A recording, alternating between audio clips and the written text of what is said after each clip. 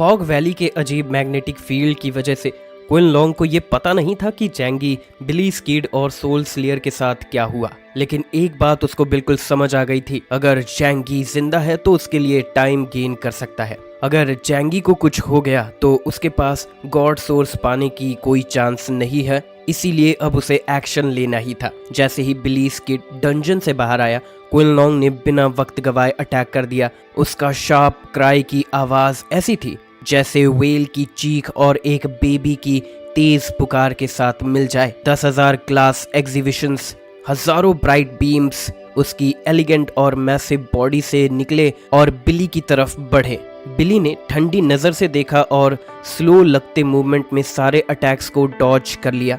फिर उसने अपनी गन लोड की और एक ही पल में 6 बुलेट्स फायर कर दिए। लेकिन क्विन लॉन्ग की ग्लास जैसी बॉडी ने एक स्मूथ लाइट छोड़ी और बुलेट्स जैसे ही टकराई स्लाइड होके दूसरी डायरेक्शन में मुड़ गई। ये स्पेस पावर नहीं थी, ये थी weak water glaze dragon god की खास एबिलिटी। उसकी बॉडी फिजिकल अटैक्स को खराब कर सकती थी।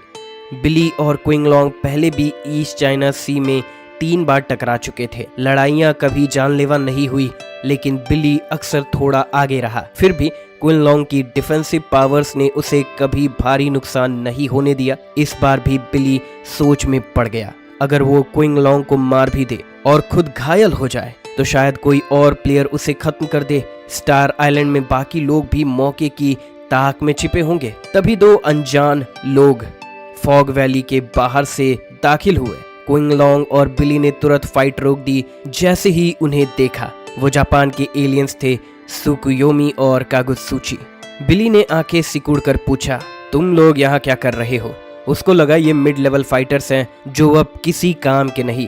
सुकुयोमी और कागुत्सुची की एबिलिटी इंडेक्स 9500 थी, जो अब इस कोर जोन में नाकाफी थी। क्विन लॉन्ग ने अपनी डायरेक्शन बदली। अब वो बिली और जापानीज एलियंस दोनों को फेस कर रहा था। एक नया 3 वे बैलेंस बन चुका था। सुकुयोमी बस येलो बीम को देखकर मंत्रमुग्ध हो गई। ये होली एसेंस है, कितनी सुंदर है। बिली कैनेरो को शक होने लगा। उसने पूछा, तुम मेरी हेल्प करने आए हो? मदद? कागुत्सुची हंसी, नहीं, हम तो सिर्फ खून ऑपरेट कर रहे थे। कागुत्सुची ने एक शैतानी स्माइल दी। अब सब अपने दम पर सोर्स को हासिल करेंगे। क्विन लॉन्ग शांत रहा। उसको फर्क नहीं पड़ता था, क्योंकि इनके बीच का डिवाइड उसके लिए फायदेमंद था। बाहरी दुनिया से कटे इस जोन में कोई रूल्स नहीं थे। तभी यूकी ने अपनी असली शक्ल दिखाई। उसने एक पिंजरे जितना बॉक्स निकाला और बोली, मैं एक गांव से हूँ जहाँ एक पुराना जादू है। जीक्यू बॉक्स 7 महीने की प्रेग्नेंट औरत की बलि देकर जो बॉक्स बनता है वो शाप से भरा होता है। इस बॉक्स के लिए मैंने 10,000 बलिदान दिए हैं, जिससे जन्मा है सुप्रीम घोस्ट जिक। जैसे ही उसने बॉक्स खोला, काली धुआं उसके पीठ के पीछे के विशाल राक्षस में समा गई। अब उसका रियल फॉर्म सामने था, एक दैत्य जिसका सिर्फ नाम सुनकर ही डर लग जाए। काले खून से सने स्पेल से सील्ड बॉक्स को याकानाश ने खोला। बॉक्स की दरारों से काली धुआं सी एनर्जी आसमान में फैल गई। दूर से कनेरो और क्विन लॉन्ग ने तेज चीखें सुनी। वो थी हजारों औरतों की आत्माएं जिनके गर्भ चीर दिए गए थे। सारी रिजेंटमेंट याकानाश के पीछे खड़े घोस्ट गॉड जीक्यू ने एब्जॉर्ब कर लिया। उसका शरीर पल भर में विशाल होने लगा और उसके पास काली बिजली चमकने लगी। ब्लैक ऑन रेड आर्मर में वो किसी अंडरवर्ल्ड के राक्षस जैसा लग रहा था। दोनों घोस्ट ब्लेड पे भयानक ईवल एनर्जी थी। सिर्फ कुछ ही सेकंड में वो एक 100 मीटर ऊंचा राक्षसी देव बन चुका था और याकिनाश उसके शरीर में समा गया। गॉड का सोर्स नियॉन भी मांगेगा, उसकी आवाज गूंजी। कनेरो और क्विन लॉन्ग का चेहरा सख्त हो गया, क्योंकि अब उनके सामने एक और एपिसलॉन लेवल खतरा था। जापानीज कितने चालाक हैं, इतने सालों से चुपचाप तैयारी कर रहे थे। क्विन लॉन्ग बोला। तभी जमीन से एक जोर का धमाका हुआ। जमीन फटी और एक तेज रोशनी ऊपर निकली। वो था जैंगी। जमीन से एक एनर्जी कैनन निकला जो उसके पास से गुजर गया। जैंगी धुएं से भरी घाटी में जा गिरा और सब एक पल को ठहर गए।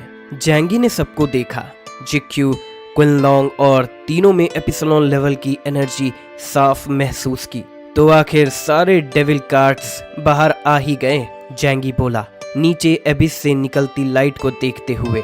तुम सब गॉड के सोर्स के लिए आए हो, है ना?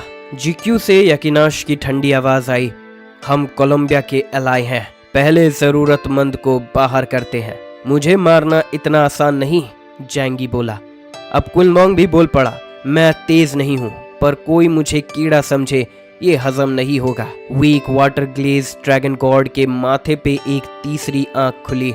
उसकी शरीर की ब्लैक लाइंस पे गोल्डन ग्लो आ गया और एक जबरदस्त ऑरा फूटा।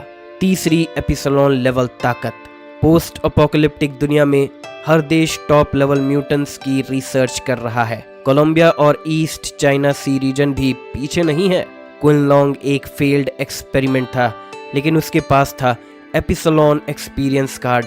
हर बार यूज करने से वो थोड़ी लाइफ खो देता है, पर एक पल के लिए एपिसलोन पावर पा सकता है। यही उसकी अल्टीमेट ट्रिक थी। अब कनेरो को भी समझ आ गया कि गेम उनके लेवल से ऊपर जा चुका है। 3 एपिसलोन बीइंग्स एक साथ। झरभरी हवा साफ हो गई और दोनों आर्मीज के कमांड सेंटर अलर्ट हो गए। 3 एपिसलोन फोर्सेस सब शॉक थे। मैग्नेटिक फील्ड ने सिग्नल्स रोक दिए। कोई नहीं समझ पाया वहां एक्चुअल में क्या हो रहा है। नियॉन का रिप्रेजेंटेटिव जनरल ग्राहम को घूरते हुए बोला, हमने सोचा हम ही सबसे हिडन है, पर कोलंबिया और हॉकशॉ भी तैयार थे। बस रेवन प्लेस सोर्स ले आए, यही उम्मीद है। समुद्र में तैनात 2 टॉप वॉरियर्स कार्टिलेस और शुनवू भी अलर्ट हो गए। 3 और एपिसलोन लेवल एलियंस, शुनवू ने कहा। गेम खेलते हुए कार्टिलेस बैटलशिप पर हंसता हुआ बोला, जिनका भाग्य नहीं वो भी ऊपर चढ़ना चाहते हैं, पर मेहनत से भी चमत्कार नहीं होता। फॉग वैली के बीच अब 3 बड़ी ताकतें आमने सामने थी। जैंगी अब सेंटर में नहीं था। सोल स्नैचर ने जैंगी को देखा, पर जैंगी डायमेंशनल गेट के पास खड़ा मुस्कुरा रहा था। अब चिंता मुझे लेकर नहीं है, वो बोला हाथ उठाकर। अगर सोर्स किसी और ने ले लिया तो ये लड़ाई बेकार हो जाएगी। जैंगी एकदम पीछे हटा और अगले ही पल एबिस के ऊपर प्रकट होके सीधा नीचे उड़ गया। बाकी सब अभी भी कंफ्यूज थे, पर जैंगी ने उनके लिए रास्ता तय कर दिया। हर कोई गॉड का सोर्स चाहता है, चाहे वो कोई खोई हुई आत्मा ही क्यों ना हो। सिर्फ एक दिन बचा था।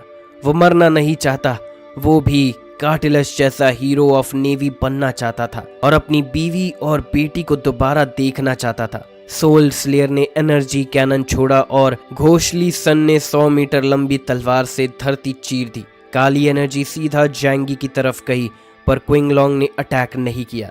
दरअसल जैंगी ब्लफ कर रहा था। वो सच में सोर्स लेने नहीं गया था। वो वॉइड में गायब हो गया और दोनों के अटैक से बच गया। इस छोटे से मूव से सब कुछ बदल गया। सोल डिस्ट्रॉयर गुस्से में चिल्लाया। उसका शरीर अचानक बड़ा होने लगा और वो 10 मीटर लंबा व्हाइट आर्मर पहने जाइंट बन गया। फिर वो सबसे पहले एबिस में कूद गया। क्विनलॉन्ग और जीकू भी पीछे नहीं रहे। तीनों एपिसलोन एक साथ अंदर गए, पर ये पावर टेम्पररी थी। ये फेक एपिसलोन थे जिनकी ताकत कभी भी खत्म हो सकती थी। सोल स्लेयर के पास सिर्फ 2 मिनट बचे थे। अगर वो जल्दी फिनिश नहीं करता तो पूरी तरह पागल हो जाता। नीचे जोर का फाइट शुरू हो गया, इतना ताकतवर कि एबिस की जमीन फटने लगी। ऊपर जमीन पर अब सिर्फ 3 लोग बचे थे, जैंगी, कनेरो और नियान का तेंदो तानशिकी। तेंदो समझ गया कि उसकी टीम अब हार गई है, इसीलिए बोला, अब लड़ाई का हमसे कोई लेना देना नहीं है। पर जैंगी और कनेरो ने उसे एक साथ अटैक कर दिया, होली जजमेंट और गोल्डन रिवॉल्वर से, और एक पल में मार डाला। अब सिर्फ जैंगी और कनेरो बचे थे। कनेरो ने पूछा, अब लड़ोगे? जैंगी मुस्कुराया, इस जगह से अब हमारा कोई लेना देना नहीं लगता है। कनेरो ने सर हिलाया, सही कहा, लगता है हम बस शो देखने आए थे। दोनों समझ चुके थे कि असली लड़ाई एबिस में है और नीचे वाले लोग अपनी जान जोखिम में डाल रहे हैं। उन दोनों के पास असली एपिसलोन टैलेंट है, तो अगर जिंदा रहे तो एक दिन वो भी ऊपर पहुंच सकते हैं। जैंगी बोला, अगर बहुत देर हो गई तो निकलने का मौका भी नहीं मिलेगा। कनेरो ने उसकी बात को सीरियसली लिया। असल में वो अब भी जैंगी की कमजोरी ढूंढ रहा था, पर 2 रम्स जंक्शन उसकी डिफेंस को तोड़ नहीं पा रहा था। अब दोनों बस इंतजार कर रहे थे। जैंगी बोला, 2 मिनट में रिजल्ट आ जाएगा। पर कनेरो जो समझ रहा था वो सच नहीं था। उसको सिर्फ इतना पता था कि जितना ज्यादा जैंगी रुकेगा उतना ही खतरनाक होगा। घाटी की जहरीली हवा और भी गहरी हो गई। सिर्फ जैंगी इस पॉइजन से अप्रभावित था क्योंकि वो 2 रेल्म बाउंड से जुड़ा हुआ था। नीचे एपिस में फाइट अब अपने पीक पर थी। तीनों एपिसलोन एक दूसरे पर जानलेवा हमला कर रहे थे। Weak water glaze dragon god सबसे बड़ा था। उसका पूरा शरीर चमक रहा था। उसके 6 हाथ पहाड़ फाड़ने जैसे ताकत से वार कर रहे थे। गुजेंजी ने जिन 2 तलवार को उठाया था उनमें भारी रंजिश भरी थी। उसने एक तलवार से सामने वाले पर हमला कर दिया। सोल स्लेयर एक लड़ाई में पागल प्राणी था जो मरने की कगार पर था। उसकी फाइटिंग स्टाइल बेहद खतरनाक और जानलेवा थी। तीनों योद्धा एक दूसरे को खींचते हुए एबिस में गिरते रहे। कोई भी आगे बढ़ता तो पीछे वाले 2 उस पर अटैक कर देते। हत्या की गंध आसमान तक फैल गई थी। तीनों दानव एक दूसरे को जान से मारने पर तुले थे, जैसे घायल शेर आपस में भिड़ गए हो। फॉग वैली से उठी एनर्जी स्टॉर्म्स ने आसमान साफ कर दिया। पहली बार ब्लू स्काई और व्हाइट क्लाउड्स दिखे। पूरे फॉग वैली के ऊपर एक विशाल गोल गड्ढा बन गया था। तीनों राक्षस एक दूसरे को चीर फाड़ खून से लथपथ हो चुके थे। जैंगी और कनेरो काफी दूर थे, लेकिन जमीन इतनी जोर से कांप रही थी जैसे 8 मैग्नीट्यूड का भूकंप आया हो। आखिरकार फॉग वैली का बीच वाला हिस्सा लगभग टूटकर गिर गया। सिर्फ बची हुई डिस्ट्रक्टिव पावर ही इतनी भयानक थी, और ये सिर्फ 3 एलियंस की थी जो बस एपिसलोन लेवल पर पहुंचे थे। अगर कार्टिलस या शुनवू जैसे पावरफुल एलियंस आते तो क्या होता, कल्पना करना भी मुश्किल है। तीनों राक्षसों की नजरें अब उस चमकते लाइट सोर्स पर थी जो उनके करीब आ रहा था। उनके शरीर से खून बह रहा था, पर उनकी लड़ने की आग और तेज हो गई थी। गुजेंजी ने गुस्से से दहाड़ते हुए 2 तलवार से रूशी लुई ड्रैगन गॉड पर हमला किया। ड्रैगन गॉड ने चमकते ऑरेंज लाइट से पूरा एबिस रोशन कर दिया। वीक वाटर ग्लेस की शक्ति ने हमलों को थोड़ा मोड़ा, पर पूरी तरह रोक नहीं पाई। ड्रैगन गॉड ने अपने मुंह से एटॉमिक ब्रेथ छोड़ा, जिससे गुजेंजी का आर्मर चटक गया। सोल स्लेयर ने इस मौके का फायदा उठाया और तेजी से लाइट सोर्स की तरफ बढ़ा। ड्रैगन गॉड और गुजेंजी ने पीछे से उसके ऊपर खतरनाक अटैक कर दिया, पर सोल स्लेयर ने परवाह नहीं की। उसने गर्म धूप जैसे करंट में छलांग लगा दी। क्या ये गॉड का सोर्स है? सोल स्लेयर खुशी से चिल्लाने ही वाला था कि उसे अजीब सा शक हुआ। सोर्स एक विशाल आंख जैसा लग रहा था, कुछ जाना पहचाना सा। गुजेंजी का हमला सोल स्लेयर की पीठ पर लगा, जिससे उसकी हड्डियां तक दिखने लगी, पर फिर भी वो दांत भी चाट कर सोर्स में कूद पड़ा। अब सोर्स मेरा है। लेकिन जैसे ही वो लैंड हुआ, नीचे का ठोस ट्रांसपेरेंट प्लेट क्रैश करके टूट गई। पूरा बीम ऑफ लाइट गायब हो गया। अब एबिस में सिर्फ ड्रैगन गॉड की ऑरेंज रोशनी रह गई थी। सच सामने आ चुका था। वहां कोई गॉड का सोर्स नहीं था, बस एक विशाल सर्च लाइट थी। ये तो सर्च लाइट है, क्विनलॉन्ग चीख पड़ा।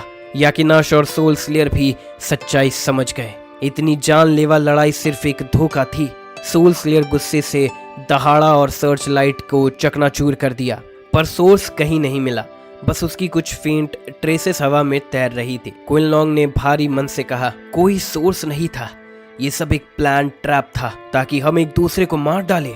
याकिनाश का चेहरा विकृत हो चुका था, आंखों में पागलपन था।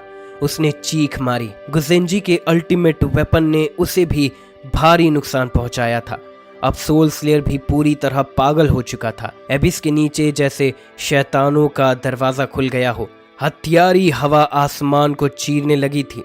जैंगी और कनेरो दूर से एबिस की तरफ देख रहे थे, पर जैंगी के चेहरे पर कोई बदलाव नहीं था। उसको पता था कि ये 3 मॉन्स्टर्स नीचे जाकर भी किसी नतीजे तक नहीं पहुंचेंगे, क्योंकि ये सब उसी का प्लान था, जिससे फॉग वैली में युद्ध का बैलेंस बिगड़ जाए। असल गॉड का सोर्स तो यहाँ था ही नहीं। थोड़ी देर बाद एबिस से डरावनी आत्मा की चीख आने लगी। जैंगी जान गया कि सच्चाई अब सामने आ चुकी है, पर अब फर्क नहीं पड़ता। उसका मकसद पूरा हो चुका था। वो स्पेस टाइप एलियन था और उसकी time based ability echo of time उसे सबसे मुश्किल हालात में भी बचा सकती थी। सोल स्लेयर ने आसमान की तरफ छलांग लगाई। अब वो बस एक पागल कातिल था। उसको जैंगी की लोकेशन का अंदाजा हो गया और वो उसकी तरफ भागा। याकिनाश और गुंजेजी भी आसमान में उड़े। उन्हें अब असली मास्टरमाइंड की तलाश थी। जिंदा बचे कुछ ही लोग थे, केओस और बिली स्किड। यहाँ तक कि weak water glaze dragon god भी उनसे जवाब चाहता था, क्योंकि इस ट्रिक की वजह से उसे जबरदस्ती एपिसलोन बनना पड़ा, जिससे उसकी जान को खतरा था। जैंगी सब समझ चुका था। उसने कनेरो की तरफ देखा। अब तू ही उनका गुस्सा झेलेगा, मैं जा रहा हूँ। वो डायमेंशनल डोर खोलकर भागना चाहता था, लेकिन दरवाजा खुलते ही टूट गया। ये कैसे हुआ? उसके चेहरे पर हैरानी थी। उसकी सबसे स्ट्रॉन्ग डिफेंस ऐसे कैसे फेल हो गई? कनेरो मुस्कुराया और सिर पर अपनी सिल्वर रिवॉल्वर तान दी। केओस, तू ताकतवर है, पर क्या तूने सोचा था कि हम तुझसे बेकार होंगे? तभी जहरीली गैस के बीच से एक हरा साया निकला। ये था हेल्स चेन का सर्वाइवर हैमंड उर्फ हस्ट। हाँ, मैं ही हूँ, हैमंड बोला। तू अपनी स्पेस डिफेंस से बचा तो रहा, पर तूने ये नहीं सोचा कि जहर भी तेरा सबसे बड़ा दुश्मन बन सकता है। उसने बहुत पहले ही जहरीले माइक्रो पार्टिकल्स हवा में फैला दिए थे। वो धीरे धीरे जैंगी की दूसरी दुनिया में जमा होते रहे, और अब जब वो लिमिट क्रॉस कर गए तो धमाका हुआ। उसका स्पेस डिफेंस चकनाचूर हो गया। अब वो बिल्कुल अकेला था। उधर तीनों एपिसलोन लेवल एलियंस भी आ पहुंचे। सबकी नजरें अब जैंगी पर थी। गॉड का सोर्स झूठा निकला, असली सोर्स कहाँ छुपाया है? गुंजेजी गर्जा। अब सब समझ चुके थे। उस दिन जब जैंगी फॉग वैली से भागा था, तभी वो बीम ऑफ लाइट और गॉड की एनर्जी दिखाई दी थी। मतलब सब झूठ था। जैंगी ने ये पूरा प्लान बनाया था। केओस, तूने बहुत मजाक कर लिया, ड्रैगन गॉड ने कहा।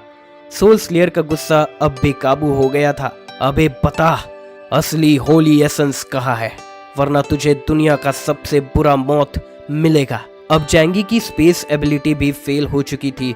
वो 3 एपिसलोन एलियन से घिरा था। कोई भी नॉर्मल म्यूटेंट इतने खतरनाक दुश्मनों से एक साथ नहीं निपट सकता था। सबको लगा जैंगी अब मारा जाएगा, लेकिन तभी उसने गहरी सांस ली, आंखें बंद कर ली, फिर खोली तो उसकी पलकें बर्फ जैसी ठंडी और निगाह तलवार जैसी तेज थी। एक भयानक शक्ति उसके शरीर से फूटी और पूरी फॉग वैली को हिलाकर रख दिया। आज बहुत मजा आया। वो एनर्जी वैली से निकलकर पूरे स्टार आइलैंड में फैल गई। समुद्र के पास खड़े कार्टिलेस और शुनवु ने यह महसूस किया, एक और एपिसलोन, और ये पहले के तीनों से भी ज्यादा स्ट्रांग है। जैंगी 3 एपिसलोन एलियन से घिरा हुआ था, लेकिन उसके शरीर से निकलती ताकत ने उन तीनों को भी चौंका दिया। दूर खड़े कनेरो और हैमंड के रोंगटे खड़े हो गए। केओस, वो एपिसलोन है? ये कैसे हो सकता है? अचानक जैंगी के पीछे ब्लैक डायमेंशनल गेट खुल गया, जो पहले की तरह ट्रांसपेरेंट नहीं था। उसने अपने दाएं हाथ से उस ब्लैक वॉर्टेक्स में हाथ डाला और वॉइड मैटर से बनी एक काली तलवार बाहर निकाली। सामने खड़े सोल स्लेयर को देखते हुए उसने सिर्फ एक सादा सा वार हवा में किया, लेकिन उस वार से निकली ब्लैक लाइट वेव हजारों मीटर दूर तक फैल गई और सोल स्लेयर को सीधा टकराकर मार दी। सोल स्लेयर ने बचने की कोशिश की, लेकिन उसका व्हाइट आर्मर क्रैक की आवाज के साथ टूट गया और उसके सीने में खून निकलने लगा। याकिनाश और क्वीन लॉन्ग चौंक गए।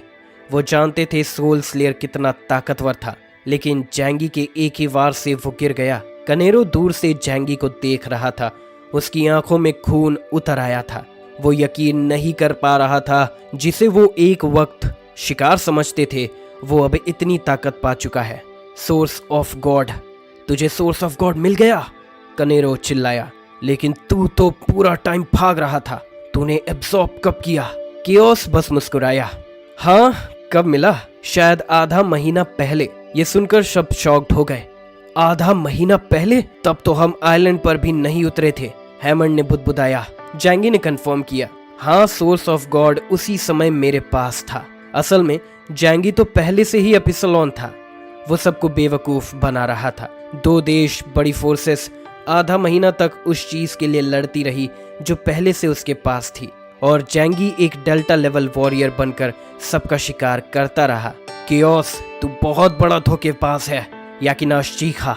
और गुनेजी ने फुल पावर से अटैक किया, लेकिन जैंगी हवा में खड़ा था और उसके चारों तरफ हजारों गेट्स खुल गए। गुनेजी का अटैक उन्हीं गेट्स में समा गया और उल्टा उसी पर वार हो गया। उसको इतनी जोर की टक्कर लगी कि वो पीछे पहाड़ी को चीरता हुआ दूर जा गिरा। जैंगी ने हाथ फैलाकर हंसते हुए कहा, मैंने बहुत समय तक खुद को रोका, अब सब कुछ अनलीश करने का टाइम है। कनेरो ने कंपाउंड एक्स इंजेक्ट किया, जिससे उसे टेम्पररी एपिसलॉन पावर मिल गई, लेकिन असली एपिसलॉन और नकली में काफी फर्क होता है।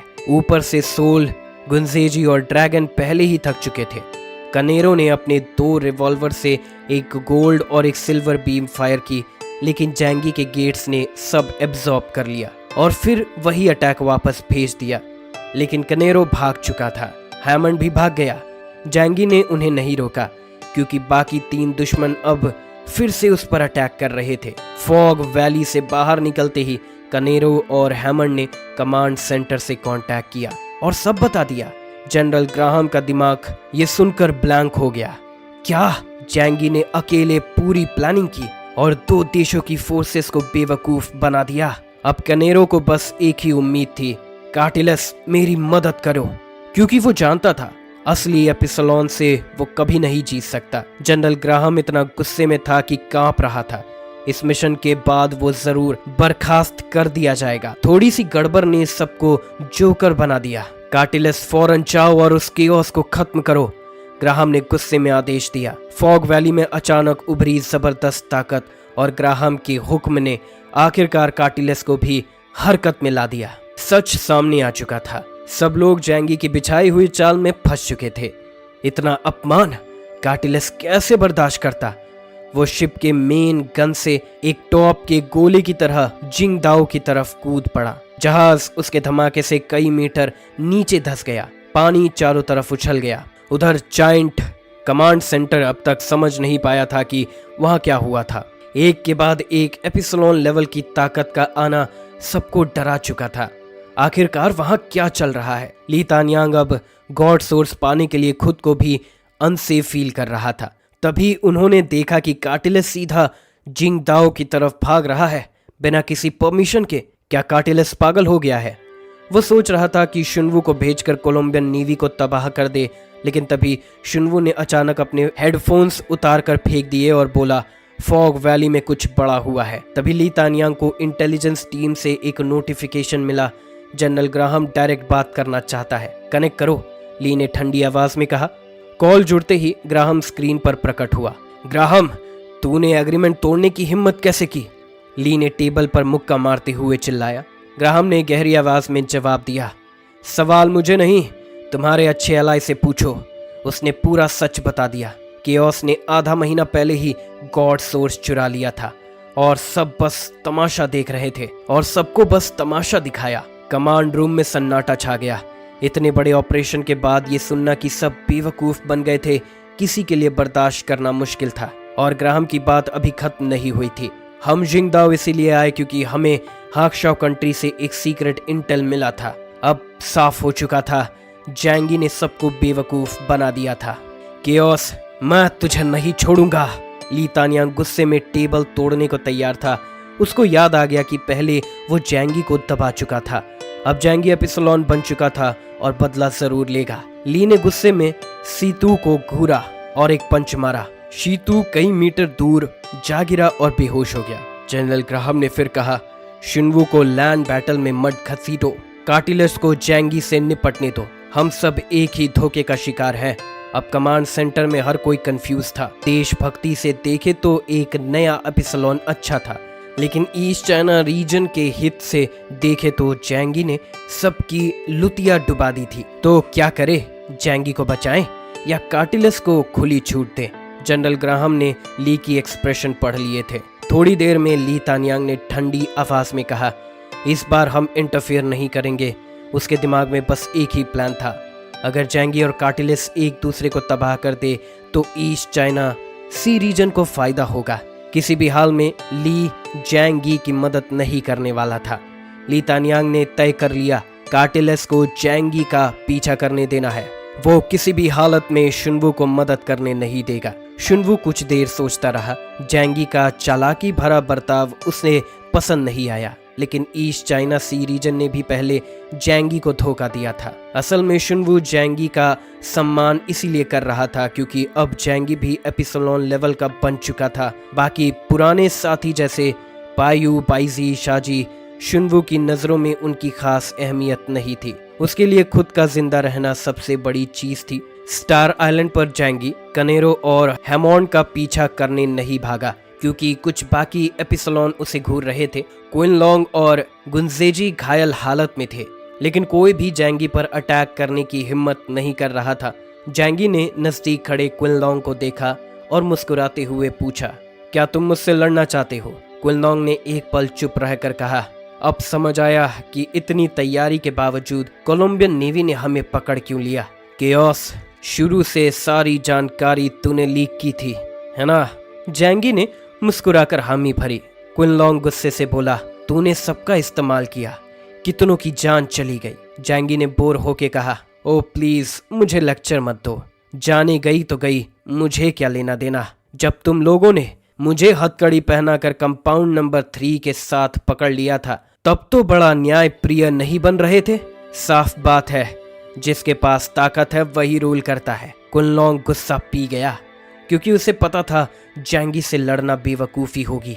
वो बोला, असल में मैं हमेशा तुम्हारे साथ ही था केओस। जैंगी ने हल्की मुस्कान के साथ कहा, ठीक है। असल में जब जैंगी को ईस्ट चाइना सी रीजन ने पकड़कर टॉर्चर किया था तभी से उसकी सोच बदल गई थी। अब उसे समझ आ गया था कि सरवाइव करने के लिए ताकतवर बनना जरूरी है। यही वजह थी कि उसने यांग शिनशिन का प्लान एक्सेप्ट कर लिया। कंपाउंड नंबर 3 के असर को जो केओस ने क्लीन कर दिया था, जो किसी को पता नहीं चला। फिर जैंगी ने फ्लावर और लिली के साथ गॉड सोर्स को खोज निकाला। जैंगी ने बाकी प्लेयर्स को मूर्ख बनाकर तीनों मेजर फोर्सेस को कमजोर कर दिया। अब वो खुद ही एक मिनी आर्मी बन चुका था। जैंगी ने दूर देखा और चिल्लाया, फ्लावर! एक बड़ा साया और बड़ा होता गया और एक विशालकाय मॉन्स्टर शैडो से बाहर निकला। काले स्ट्राइप्स, पीठ पर पंख, माथे पर व्हाइट किंग का निशान। फ्लावर हवा में उड़ा और उसकी ताकत ने क्विनलॉन्ग को दहशत में डाल दिया। 9800 या 9900? क्विनलॉन्ग बुदबुदाया। जैंगी ने प्यार से फ्लावर के सर पर हाथ फेरा और कहा, गॉड सोर्स मेरे लिए सिर्फ एक चाबी थी, असली इन्वेस्टमेंट मैंने फ्लावर पर किया है। क्विनलॉन्ग की आंखों में चलन थी, एक बिल्ली भी उससे ज्यादा पावरफुल बन जाएगी। दूर से कार्टिलस की एनर्जी आ रही थी, लेकिन जैंगी के पास अभी भी वक्त था। उसने व्हाइट ब्लेड उठाई और घायल गुंजेजी और सोल स्लेयर की तरफ इशारा किया, जाओ मर जाओ। उसकी आत्मा भस्म करने वाली आंखों में लाल रोशनी चमक उठी और आखिरी बची इंसानियत भी खत्म हो गई। अब उसकी जिंदगी में 24 घंटे बचे थे, जब आखिरी उम्मीद भी जैंगी ने छीन ली। अब बस एक ही रास्ता था, लड़ाई। सोल स्लेयर दहाड़ता हुआ जैंगी पर टूट पड़ा, उसकी ताकत से जमीन तक धंस गई। जैंगी ने वॉइड ब्लेड से स्ट्रोक्स बनाकर उसके चारों तरफ डायमेंशनल डोर्स बंद कर दिए। वॉइड कॉफिन, एक ताबूत बनकर सोल स्लेयर को एलियन स्पेस में बंद कर दिया गया। सोल स्लेयर पागलों की तरह उस दुनिया में तबाही मचाता रहा। समय उसके लिए जैसे थम गया था। अब उसके अंदर बस एक ही भावना बची थी, तबाही और केओस को खत्म करना। जैंगी ने उसे वहीं फंसाया और अब गुंजेजी के पीछा शुरू किया। याकिनाश ने डरावनी चीख मारी और गुंजेजी ने 100 मीटर लंबे 2 ब्लेड्स निकालकर काले सांप छोड़ने शुरू किए। जैंगी ने बिना घबराए वॉइड ब्लेड उठाई। ब्लेड की टिप पर काले स्पीयर ने जन्म लिया। वॉइड कंडेंसेशन अब पहले से कई गुना तेज है, चलो ये ट्रिक ट्राई करते हैं। ब्लैक एनर्जी एक पॉइंट में सिमटी पर सामने के बड़े एरिया में फैल गई, फिर सामने के बड़े एरिया में फैल गई। गुंजेजी की शक्ति पल भर में खत्म हो गई। उसका वॉरियर आर्मर जो हजारों प्रेत आत्माओं से बना था, कागज की तरह बिखर गया। हड्डियां और मांस की शक्ति पल भर में खत्म हो गई। उसका वॉरियर आर्मर जो हजारों प्रेत आत्माओं से बना था, कागज की तरह बिखर गया। हड्डियां और मांस झुलस कर उड़ गए। गुंजेजी की सारी ताकत खत्म हो चुकी थी। वो नकली एपिसलोन था जिसकी कोई असली जड़ नहीं थी। जैंगी ने एलियन स्पेस में फंसे हुए सोलर डिस्ट्रॉइंग बीइंग को देखा और मुस्कुराया, तुम भी थोड़ा काम आ सकते हो। अब भी एपिसलोन ओरिजिन हासिल किया जा सकता था। उसी वक्त कार्टिलस वहां पहुंच गया। जैंगी ने क्विनलॉन्ग से कहा, अब तुम जाओ, अगली लड़ाई में नहीं रहोगे। क्विंगलॉन्ग ने खून थूकते हुए कहा, अब तो मैं वैसे भी मरने वाला हूँ। उसकी ड्रैगन गॉड फॉर्म टूट गई और वो इंसानी रूप में लौट आया। जैंगी ने फ्लावर से कहा, इसे ले जाओ। फ्लावर ने कार्टिलस की तरफ देखा। मास्टर, क्या आप इससे अकेले संभाल लोगे? जैंगी ने हल्के से जवाब दिया, हारना मेरा ऑप्शन नहीं है। अब सच सामने आने वाला था। चाहे कोलंबियन नेवी हो या ईस्ट चाइना सी रीजन, सब उसे अपना दुश्मन मानेंगे। पर जैंगी को कोई फर्क नहीं पड़ता था। जिसके पास ताकत है वही नियम बनाता है। केओस, हम फिर मिले, कार्टिलस ने कहा। उसके होठों पर एक खतरनाक मुस्कान थी। तूने सबको मूर्ख बना दिया, लेकिन अब क्या बच पाओगे? उसने हाथ फैलाते हुए कहा, एब्सोल्यूट स्ट्रेंथ के आगे तुम्हारी चालें बेकार है। पर असली गुस्सा तब आया जब कार्टिलस ने कहा, तूने मुझसे वो चीजें ली जो मेरी थी। जैंगी ने शांत स्वर में कहा, मैं देखना चाहता हूँ कि समुद्र छोड़ने के बाद भी ओशन लॉर्ड में कितनी ताकत बची है। कार्टिलस ने सुपर ऑनरेबल वाटर का एक बड़ा बॉल बना दिया, वो खास पानी जो एलियन स्पेस को भी भेज सकता था। आज मैं तुझे सिखाऊंगा कि एपिसलोन बनने का मतलब इमोर्टल होना नहीं है। उसने फिंगर स्नैप किया, सुपर वाटर फट गया। हजारों वाटर एरोज आसमान से जैंगी पर बरसने लगे। All things in the universe. जैंगी ने कई डायमेंशनल डोर्स खोल दी। जलबन उन दरवाजों में समाकर गायब हो गए। जैंगी वहीं खड़ा रहा, एकदम सलामत। कार्टिलस का चेहरा फीका पड़ गया। इम्पॉसिबल, जैंगी ने कहा, इसमें कुछ भी असंभव नहीं है। अगर तुम या ईस्ट चाइना सी रीजन मुझे रोकना चाहते हो तो लड़ो, हार जाओ फिर छोड़ देना। कार्टिलस गुस्से में फिर हमला करने लगा। 18,000 पॉइंट का एपिसलोन, वो कैसे हार मान सकता था? इस बार जैंगी ने सीधा अटैक नहीं किया। वो जानता था कि कार्टिलस की सुपर एलिमेंट पावर का असर लंबा झेलना भारी पड़ सकता है। तो उसने फैसला किया, डॉज करो, सब्र करो और सही वक्त पर पलट वार करो। जैंगी की आंखों के सामने की दुनिया धीरे धीरे साफ हो गई। कई लेयर्स आपस में घुल मिलकर एक मूवी जैसा स्क्रीन बना रहे थे। अब वो जिस भी चीज पर ध्यान केंद्रित करता, उसके अगले 2 सेकंड के भीतर का ट्रेजेक्टरी देख सकता था। एपिसलोन में प्रमोट होने के बाद उसकी एको ऑफ टाइम स्किल ने क्वालिटेटिव ब्रेक थ्रू कर लिया था। अब वो खतरे को सिर्फ फील नहीं करता बल्कि 2 सेकंड का भविष्य भी देख सकता था। इस नए पावर का नाम था tracking the track of all things. अब जैंगी दुश्मनों के मूव्स प्रिडिक्ट कर सकता था, बच सकता था और पलटवार भी कर सकता था। कार्टिलस ने हमला किया, लेकिन पावर जमा करने से पहले ही जैंगी ने एक्ट कर दिया। उसने चारों तरफ 100 डायमेंशनल डोर्स खोली और वॉइड फोर्स से दर्जनों काले टेंटैकल्स कार्टिलस की तरफ भेजे। कार्टिलस ने सुपर ओरिजिन वाटर से खुद के चारों तरफ एक पतली वाटर करंट बनाई। टच करते ही वॉइड टेंटैकल्स बुझ गए, जैसे पानी में पटाखा डूब गए। फिर कार्टिलस ने सुपर ह्यूमन की तरह उड़ते हुए मुक्का जैंगी की तरफ फेंका। पूरा शरीर सुपर ओरिजिन वाटर से ढका था और एलियन स्पेस से भी उसे डर नहीं था। जैंगी ने तुरंत एनालाइज किया, अगर ये सुपर मटेरियल एलियन स्पेस में खींचा गया तो स्पेस भी कोलैप्स कर सकता है। तो उसने तेजी से डॉज किया और हजारों मीटर दूर निकल गया। कार्टिलस के गुजरने के बाद रास्ते का सारा मैटर घुलकर गायब हो गया। जैंगी ने बाल्डिया का लॉन्ग बो निकाला और भविष्य देखकर धीरे धीरे ताकत इकट्ठा करने लगा। फिर एक तीर छोड़ा, वॉइड एरो, आधा स्टार आइलैंड उड़ गया, लेकिन कार्टिलस बच निकला। जैंगी समझ गया, भविष्य देख सकते हो मगर जल्दी दखल दोगे तो ट्रैजेक्टरी बदल जाएगी। जैसे गिरते हुए पत्ते को पकड़ने जाओ और हवा से दिशा बदल जाए। अब उसे सही टाइम पर अटैक करना था ताकि दुश्मन डॉज न कर सके। कार्टिलस एक असली वेटरन एपिसलोन था। स्ट्रेंथ और फाइटिंग एक्सपीरियंस दोनों परफेक्ट। इस फाइट से जैंगी को खुद को सुधारने का मौका मिल रहा था। उसने सोचा, मुझे जीतने की जरूरत नहीं, बस हार नहीं चाहिए। उसका करंट पावर लेवल 13,000 पॉइंट्स था। कार्टिलस से जमीन पर फाइट जीतना मुश्किल था मगर सरवाइव करना आसान। कार्टिलस ने गुस्से में ताबड़तोड़ हमला शुरू किया, लेकिन जैंगी का एब्सोल्यूट डिफेंस सब कुछ ब्लॉक कर रहा था। बिना जल्दबाजी शांति से सी ब्रीज गरज रही थी, लहरें उठ रही थी, लेकिन स्टार आइलैंड के फॉग वैली तक नहीं पहुंच रही थी। कार्टिलस समुद्र छोड़ चुका था, उसकी पावर घट गई थी। जैंगी ने हंसते हुए कहा, समुद्र के बिना तुम कुछ भी नहीं कर सकते। पर कार्टिलस के चेहरे पर गहरी नफरत आ गई।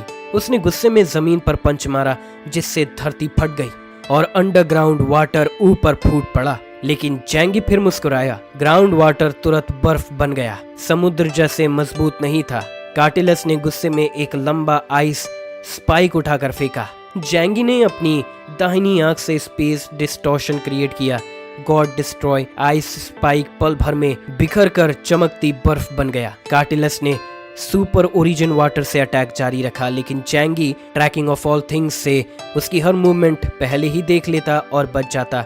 बर्फीली फाइट से पूरा आइलैंड तबाह हो गया, लेकिन कार्टिलस एक बार भी जैंगी की डिफेंस नहीं तोड़ पाया। अंत में वो बौखलाकर चिल्लाया, कायर, अगर दम है तो सामने आकर फाइट कर। जैंगी ने बेहद ठंडे स्वर में कहा, मैंने हमला नहीं किया, इसका मतलब ये नहीं कि मैं हार मान रहा हूँ। जैंगी ने कार्टिलस पर हमला करने की कोशिश की।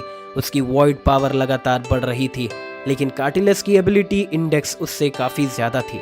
सुपर ऑनरेबल वाटर उसके वॉइड अटैक्स को आसानी से ब्लॉक कर रहा था, लेकिन उसका डिफेंस भी कार्टिलस के ज्यादातर हमलों को सोख लेता था।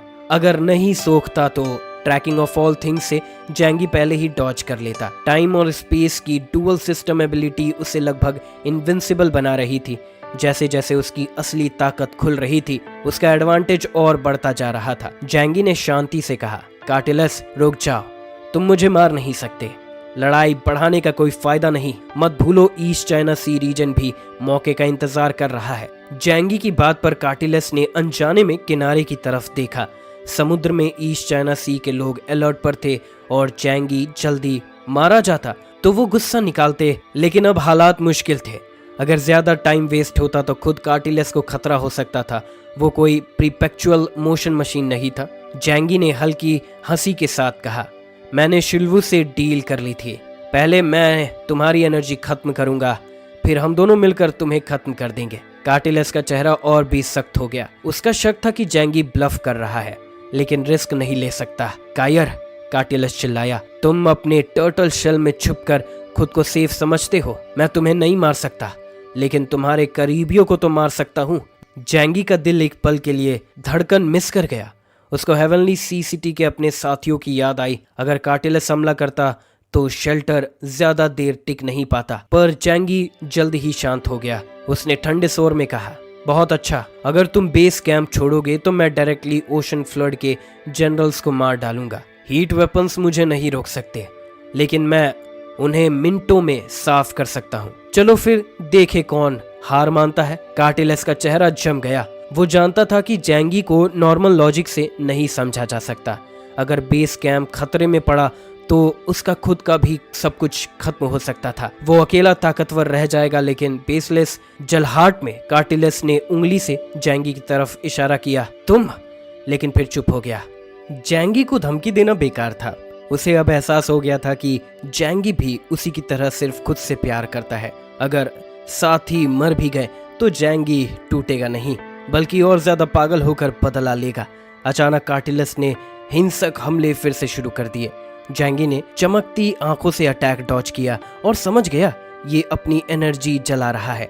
उसने होली जजमेंट निकाली, वॉइड पावर्स ब्लेड पर चढ़ाई और फिर एक विशाल वॉइड स्लैश बरसाया। स्टार आइलैंड पर जंग और भयंकर हो गई। समुद्र में दोनों आर्मी के कमांड सेंटर्स ये सब देख रहे थे। जनरल ग्राहम का दिल कांप गया। कैसे जैंगी कार्टिलस से लड़ पा रहा है? महज एक महीने में 9800 इंडेक्स से इतने टॉप लेवल पर पहुंच जाना अविश्वसनीय है। साइड में खड़े क्रडी ने धीरे से कहा, शायद यही असली टैलेंट है। जनरल ग्राहम को जैसे सच्चाई का एहसास हुआ। जैंगी किसी भी संगठन का नहीं था। अपनी मेहनत और लक से ही वो इतना आगे बढ़ा था। एपिसलोन बनने के बाद उसकी असली ताकत खुल गई थी। अब वो पुराने दिग्गजों से भी टकरा सकता था। जनरल ग्राहम ने गहरी सांस ली। रिवरसाउथ डोमेन के लिए कितनी बड़ी टैलेंट वेस्टेज है ये। ली तानयांग वहां मौजूद था जब उसने देखा कि जैंगी और कार्टिलस काफी देर से लड़ रहे थे, लेकिन जीत नहीं पा रहे थे, तो वो बेचैन हो गया। इस वक्त सीतुशिन, जो रिवरसाउथ डोमेन का हेड था, उसे वार्ड में ले जाकर सख्त निगरानी में रखा गया था। रिवरसाउथ डोमेन के सोल्जर्स को भी आइसोलेशन रूम्स में बंद कर दिया गया था। ली तानयांग सोच रहा था कि अगर जैंगी और कार्टिलस दोनों कमजोर पड़ते हैं तो फिर शिन्वू आकर सब क्लियर कर देगा। यही उसका आखिरी मौका था, वरना ली गुआनशो को फेस करना मुश्किल हो जाता। इस बीच शुनवू जो अब तक मजे ले रहा था अचानक सतर्क हो गया। कम्युनिकेशन चैनल पर उसे जैंगी का रिक्वेस्ट दिखा। शुनवू ने चैनल खोला। जैंगी की आवाज आई, शुनवू मैं ज्यादा देर तक नहीं टिक पाऊंगा, अगर तुमने मदद नहीं की तो मैं कैटिलिस के साथ चला जाऊंगा। शुनवू का चेहरा सख्त हो गया। अगर उसने मदद नहीं की तो शायद जैंगी सच में दुश्मन के हाथ मिला लेता शुनवू जल्दी से बोला, केओस वेट करो, मैं आ रहा हूँ। समुद्र के ऊपर शुनवू की आंखों से नीली रोशनी निकली। उसने मुंह खोला और एक जबरदस्त एटॉमिक एनर्जी बॉल तैयार की। फिर वो एनर्जी एक तलवार जैसी बीम बनकर सीधा कार्टिलेस के तरफ चली गई। कार्टिलेस ने खतरा भापते ही अपने सामने सुपर ओरिजिन वाटर से एक बड़ा शील्ड बना लिया। एटॉमिक ब्रेथ और वाटर शील्ड टकराए। जैंगी ने भी मौका देखकर अपनी यूनिवर्सल गेट्स स्किल पूरी ताकत से खोल दी और हजारों डोर्स तैयार कर दिए जिनसे वॉइड टेंटैकल्स निकली और कार्टिलेस पर अटैक बोल दिया। स्टार आइलैंड के ऊपर भयंकर एनर्जी फूट पड़ी।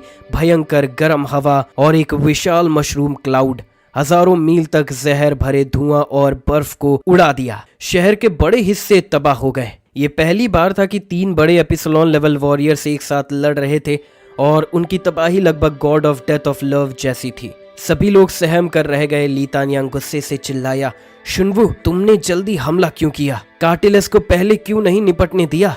शुनवू ने ठंडे स्वर में जवाब दिया, अगर मैंने देर की तो जैंगी दुश्मन के साथ हाथ मिला लेता, फिर हमारे खिलाफ एक और पावरफुल एनिमी बन जाता। स्टार आइलैंड पर जैंगी और कार्टिलेस एक दूसरे को घूरते रहे। भले ही लड़ाई डरावनी थी लेकिन दोनों को कोई बड़ा नुकसान नहीं हुआ था। एपिसलोन लेवल के वॉरियर्स में कोई आसान से जान जोखिम में नहीं डालता। कार्टिलेस ने जनरल ग्राहम से कहा, शुनवू ने एक्शन ले लिया है, अब अगर मैं लड़ाई जारी रखूं तो फायदा नहीं होगा। ग्राहम ने भारी दिल से ऑपरेशन को कैंसिल कर दिया। कार्टिलेस ने जैंगी से कहा, आज के लिए काफी है, उम्मीद है हम फिर से लड़ाई में ना मिले। जैंगी ने सर हिलाया और राहत की सांस ली। अब उसकी ताकत मान ली गई थी। उसका स्टेटस पक्का हो चुका था। अब पूरी दुनिया को पता चलेगा कि हाक्शाओ किंगडम को एक और एपिसलोन मिल गया है। तभी जैंगी को खतरे का एहसास हुआ। वो विशाल क्रिएटर जिसे सोर्स ऑफ गॉड कहते थे, वहां से एक खतरनाक आभा उठी। जैंगी और कार्टिलेस दोनों के हाथ पैर सुन्न हो गए। कुछ ऐसा प्रकट हुआ जो उनकी कल्पना से परे था। एक 5 मीटर लंबा इंसानी आकृति वाला क्रिएचर जिसकी पीठ से एक लंबी पूंछ लटक रही थी। भयंकर एबिस के ऊपर एक 5 मीटर लंबा इंसानी शेप वाला क्रिएचर हवा में शांति से तैर रहा था। उसका पूरा शरीर काले आर्मर से ढका था। चेहरा दिखना नामुमकिन था। वो हवा में हाथ बढ़ाकर खड़ा था। उसकी आंखें हर चीज को स्कैन कर रही थी।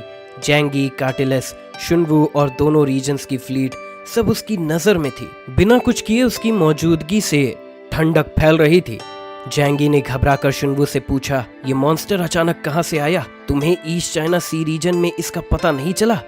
शुनवू ने गहरी नजरों से जवाब दिया, क्या तुम्हें लगता है ये हमारा किया हुआ है? स्पष्ट था, अगर ये उनका अपना होता तो 2 एपिसलोन स्ट्रॉन्गमैन की ताकत कब का मैदान साफ कर चुके होते। जैंगी ने गंभीरता से कहा, मुसीबत बढ़ गई है। तभी ब्लैक आर्मर में ढके मॉन्स्टर ने जैंगी को दिलचस्पी से देखा। उसने अपना दाहिना हाथ खोला। इंसानी हाथ नहीं बल्कि ड्रैगन जैसे पंजों वाले हाथ जिसमें काले स्केल्स चमक रहे थे। पल भर में उसकी हथेली में ब्लैक एनर्जी कंडेंस हुई और जैंगी की तरफ दाग दी गई। जबरदस्त एनर्जी वेव ने रास्ते की हर चीज को चीरते हुए जैंगी को निशाना बनाया। जैंगी ने फौरन all things in universe skill से हजारों डायमेंशनल गेट्स मिलाकर एक विशाल गेट बनाया जिससे ब्लैक एनर्जी को ब्लॉक किया। फिर भी जैंगी को साफ महसूस हो गया, सामने वाला कार्टिलेस से भी ज्यादा ताकतवर है। जैंगी ने अपनी लेफ्ट आई से भविष्य देखना शुरू किया ताकि ब्लैक आर्मर मॉन्स्टर की मूवमेंट का अंदाजा लगा सके, लेकिन अगले ही पल वो मॉन्स्टर उसकी नजरों से गायब हो गया। भागना पड़ेगा। जैंगी ने फौरन डायमेंशनल डोर खोली और अदर डायमेंशनल स्पेस में छुप गया। ब्लैक मॉन्स्टर वहां पहुंचा, देखा कि जैंगी गायब हो गया है। फिर उसकी नजर घूमी कार्टिलेस पर। कार्टिलेस गुस्से में चिल्लाया। ब्लैक आर्मर मॉन्स्टर एक भूत की तरह हवा में फ्लैश करता हुआ कार्टिलेस के सामने आया। कार्टिलेस ने सुपर ह्यूमन बॉडी एक्टिवेट की, मसल्स फूलकर सामने से फाइट करने की कोशिश की, पर ब्लैक मॉन्स्टर ने सर पर सीधा पंच मारा और कुछ ही सेकंड में उसे हजारों मीटर दूर उड़ा दिया। शुनवू सन्न रह गया, इतनी ताकत ईस्ट चाइना सी में ऐसा कोई कब आया? ब्लैक मॉन्स्टर फिर शांत हो गया। जैसे आसपास की दुनिया पहली बार देख रहा हो। लेकिन उसकी नजर शुनवू पर पड़ी, एक विशाल समुद्री कछुआ जैसा दूर से भी साफ नजर आने वाला। उसने अपना हाथ खोला और एक एनर्जी कैनन तैयार कर सीधा शुनवू पर फायर कर दिया। शुनवू ने अपना सर पीछे खींचा और एटॉमिक ब्रेथ से बचने की कोशिश की। दोनों शक्तियां टकराई, लेकिन शुनवू को पूरी तरह से दबा दिया गया।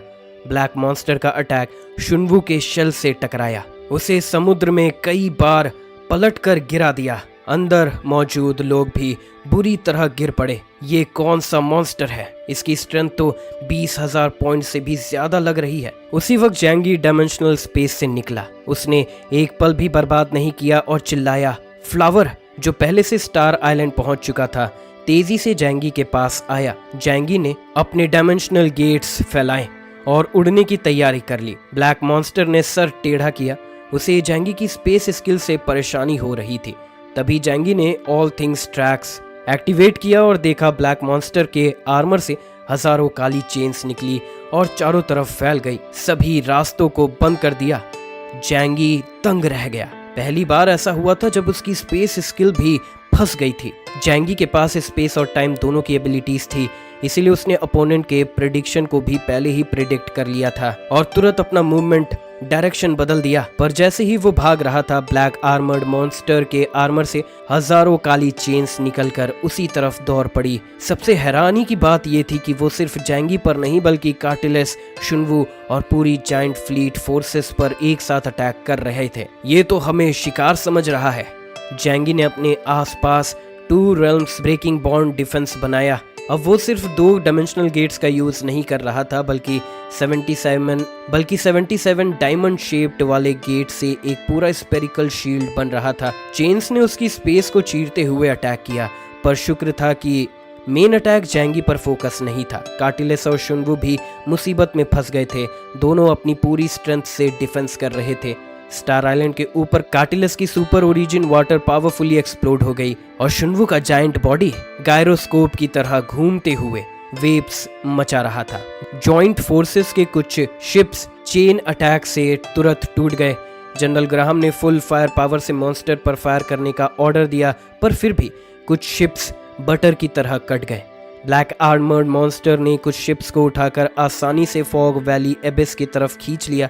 जैंगी ने रियलाइज किया कि ये मॉन्स्टर बिल्कुल अलग ही लेवल का है। उसने अपनी मैक्सिमम स्पीड पर यूनिवर्सल गेट्स खोल दी और 3000 गेट्स के थ्रू लाइट स्पीड से भाग गया। मॉन्स्टर ने भी जैंगी के पीछे ब्लैक चेन्स भेजे, पर फ्यूचर प्रिडिक्शन का यूज करते हुए जैंगी बच निकला। मॉन्स्टर थोड़ी देर फॉग वैली के ऊपर रुका रहा, जैसे किसी चीज ने उसे रोका हो। जैंगी दूर समुद्र की तरफ भाग गया और शुनवू के हेल्प कॉल को इग्नोर कर दिया। उसका मानना था अक्लमंद आदमी खुद को मुसीबत में नहीं डालता।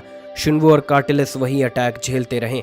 जब जैंगी सेफ डिस्टेंस पर रुककर सब कुछ ऑब्जर्व कर रहा था। 10 मिनट के बैटल के बाद की एनर्जी धीरे धीरे कम होने लगी। जैंगी ने रिवरसाउथ डोमेन के सैटेलाइट सिस्टम का एक्सेस लेकर स्टार आइलैंड का सर्वे किया। अब स्टार आइलैंड का पॉइजनस माइज्मा हट चुका था और पूरा आइलैंड तबाही में बदल चुका था। सैटेलाइट मैप पर एक ह्यूज एबिस साफ दिखाई दे रही थी, जैसे एक डेविल की आंख हो। कोलंबियन फ्लीट भी आधी बची थी, बाकी शिप्स मॉन्स्टर के हाथ लग चुकी थी। जैंगी सोच रहा था ये शिप्स का क्या करेगा, पर फिलहाल उसके दिमाग में सिर्फ एक ही बात घूम रही थी। ये सब कुछ source of god, poisonous miasma, half life elfs और ब्लैक आर्मर्ड मॉन्स्टर्स सब एक बड़ी मिस्ट्री का हिस्सा थे और इस मिस्ट्री को समझने में अभी काफी वक्त लगने वाला था। शुनवू थका हारा जमीन पर लौटा और ईस्ट चाइना सी की तरफ बढ़ा। उसके शरीर के अंदर ईस्ट चाइना रीजन द्वारा लगाए गए कई डिवाइसेस डैमेज हो गए थे, लेकिन सौभाग्य से बहुत ज्यादा कैजुअलिटीज नहीं हुई थी। उसकी स्पिरिट अपने ओरिजिनल बॉडी के सर पर बैठी थी और अब भी डर महसूस कर रही थी। अगर ब्लैक आर्मर्ड मॉन्स्टर एबिस से दूर जा पाता तो शायद वो सब अभी तक फंसे होते। शुनवू को जैंगी की याद आई और गुस्से से दांत किटकिटाते उठा। तभी जोर से एक रोशनी आई और जैंगी उसके सर के ऊपर प्रकट हुआ। अरे वाह शुनवू, तुम ठीक हो? मैं तो बहुत टेंशन में था, जैंगी ने बड़ी मासूमियत से कहा। शुनवू ने उसे देखा और गुस्से में बोला, थैंक यू तुम्हारी चिंता के लिए। भागते वक्त तो बड़े फ्यूटाइल हो, अब जैंगी एपिसोनोल लेवल म्यूटेंट था, इसलिए शुनवू चाहकर भी उसे कुछ नहीं कर सकता था। जैंगी ने हंसते हुए कहा, अरे मैं तो छोटा मोटा प्लेयर हूँ, असली लड़ाई तो आपको और लॉर्ड ऑफ ओशन को करनी थी। वैसे वो ब्लैक आर्मर्ड बंदा मरा या नहीं? शुनवू ने गहरी सांस ली। नहीं मरा, पर बुरी तरह घायल हुआ है। अब वो कहीं छुपकर रिकवरी कर रहा होगा। जैंगी की आंखें चमक उठी, यानी वो अब कोलंबियन फ्लीट के साथ नहीं है। शुनवू को जैंगी की मनसा भापते देर नहीं लगी। क्या सोच रहे हो? अभी अगर हमने फ्लीट पर अटैक किया तो पूरी जंग छिड़ सकती है। पर जैंगी मुस्कुराया, चिंता मत करो, मैं जानता हूँ मुझे क्या करना है। इतना कहकर वो स्पेस ट्रैवल से गायब हो गया और कोलंबियन नेवी की दिशा में बढ़ गया। इधर जनरल ग्राहम बस फ्लीट को जल्दी से जल्दी वापस स्पेस ले जाने की सोच रहा था। आधा फ्लीट मॉन्स्टर खींच ले गया था और अब कार्टिलस भी बुरी तरह घायल था। फुल स्पीड इस मनहूस जगह से निकलो, ग्राहम चिल्लाया। तभी क्रडी कुछ अजीब सा चेहरा बनाकर ग्राहम की तरफ देखने लगा। ग्राहम गुस्से में बोला, क्या देख रहा है, भाग कर अपना काम कर। तभी क्रडी के बगल से एक और सर निकला। जैंगी मुस्कुराते हुए बोला, हेलो, तुमसे मिलकर अच्छा लगा। कमांड सेंटर में सन्नाटा छा गया। सभी डेल्टा लेवल म्यूटेंट्स तक सर झुकाकर खामोश हो गए। ग्राहम ने घबराते हुए फुसफुसाया, कार्टिलस कहाँ है? एक ऑफिसर बोला, वो तो पहले ही भाग गया। ग्राहम गुस्से से बुदबुदाया, कमबख्त, सब भाग जाते हैं। उसने जबरन मुस्कान बनाते हुए कहा, वेलकम मिस्टर केओस, हमारी गलती है, कोई चाय वाय लाओ। जैंगी बस उसे घूरता रहा, जिससे ग्राहम्स के रोंगटे खड़े हो गए। अगर जैंगी चाहता तो पल भर में उसे खत्म कर सकता था। ग्राहम बोला, प्लीज आप शर्त रखिए, मैं मान लूंगा। जैंगी की आंखों में एक चमक आई। असल में उसका मकसद ग्राहम को मारना नहीं था, बल्कि एक डील करना था। आखिर में उसने 2 लेटेस्ट वॉरशिप्स हासिल कर ली। ये वही वॉरशिप्स थी जिसे वो लू कैरन को देना चाहता था, ताकि वो मेका बनाने का काम शुरू कर सके। अब इससे अच्छा मौका फिर उसे नहीं मिलने वाला था। ग्राहम का दिल टूटा, पर जान बचाने के लिए उसे ये सौदा मंजूर करना पड़ा। जैंगी ने दोनों वॉरशिप्स को अलग अलग स्पेस में भेज दिया और निकल गया। जनरल ग्राहम ने माथे से पसीना पोंछा और गुस्से में टेबल पर मुक्का मारा, हरामखोर केओस, अगर सबकी जान बचानी ना होती तो मैं उससे यहीं लड़ लेता। सभी ऑफिसर्स जनरल ग्राहम को अजीब नजरों से देखने लगे। जनरल ने आवाज ऊंची करते हुए कहा, मेरी मौत से फर्क नहीं पड़ता, लेकिन पूरे फ्लीट के लोग ये नेवी का फ्यूचर है। मैं इन्हें यूं मरने नहीं दे सकता था। लेफ्टिनेंट कर्नल कर्डी भागता हुआ आया और बोला, जनरल, हमें सब पता है, आपके पास कोई और चॉइस नहीं थी। जनरल ग्राहम इतना भावुक हो गया कि अपनी पिस्तौल निकाल ली। ऐसे जीने का क्या मतलब? नहीं जनरल, ऐसा मत कीजिए। कर्डी और बाकी ऑफिसर्स ने जल्दी पिस्टल छीन ली। ग्राहम ने गहरी सांस ली और कहा, अगर ऐसा ही चलता रहा तो मैं कमांडर का सामना कैसे करूंगा? सब ने उसे दिलासा दिया। वैसे देखा जाए तो मिशन फेल नहीं हुआ। सोर्स ऑफ गॉड तो ईस्ट चाइना सी रीजन को भी नहीं मिला, और फिर वो ब्लैक आर्मर्ड वियर्डो भी तो अचानक आ गया था। इसका किसी को अंदाजा नहीं था। ग्राहम धीरे धीरे खुद को संभालने लगा। जहां तक उन दोनों वॉरशिप्स की बात थी जिन्हें जैंगी ले गया था, सबने मिलकर प्लान बनाया। रिपोर्ट में ब्लैक आर्मर्ड वियर्डो को ब्लेम कर देंगे कि उसने उन्हें सिंक कर दिया। जैंगी तो वैसे भी एक एलियन है, वॉरशिप्स उठाना उसके लिए कोई बड़ी बात नहीं। कोलंबियन नेवी भी ज्यादा सवाल नहीं करेगी। जैंगी ने कोलंबियन नेवी से पैसा ठगने के बाद शुनवू को ढूंढने गया, पर वो गायब था। जैंगी की हंसी रुकने का नाम नहीं ले रही थी।